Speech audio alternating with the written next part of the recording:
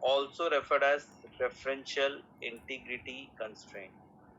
So when you are giving interviews, the other person can ask you what is a foreign key, or he or she may ask you what is a referential integrity constraint, or what is parent child relationship.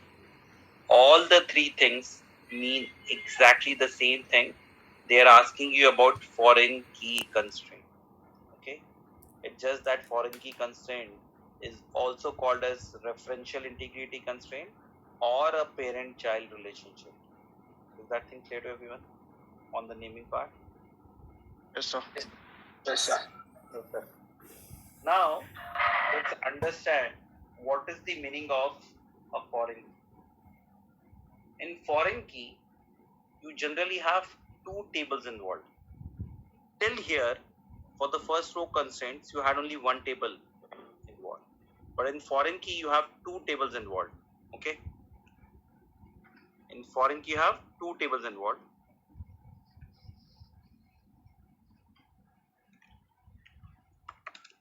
In foreign key, two tables are involved. One table act as a parent table. Second table act as a child table. Okay. In the second table, you define the reference of the column with the column of the parent table. Okay. Consider an example. Suppose you have a table department. What is this table? Department table. Department. In this, you have first column as department ID and the second column as Department name. I am creating this department table and assume that this is my parent table. This is which table? Parent table. Parent table. And then I'm creating a child table which is having column EID, ENAME and department ID. Okay.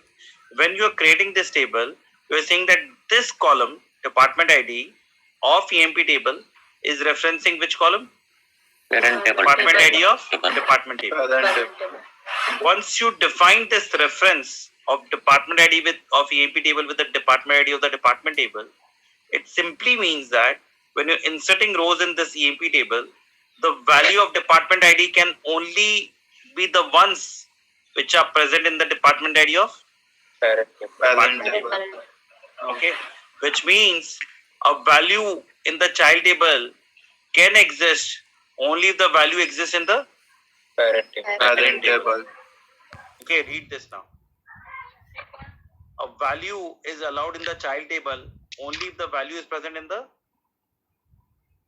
parent table.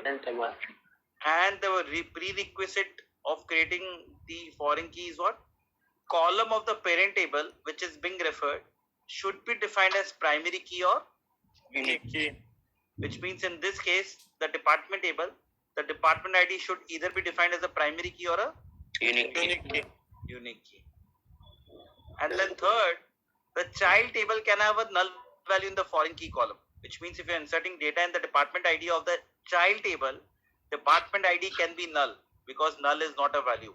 So for null, it will not check whether null is present here or not. Okay. So the third point is what? Child table can have a null value in the foreign key column, irrespective of whether the parent table column is defined as primary key or not. I'll take a pause for 1 minute here. Just read this 4 lines thoroughly and ask if you have any questions.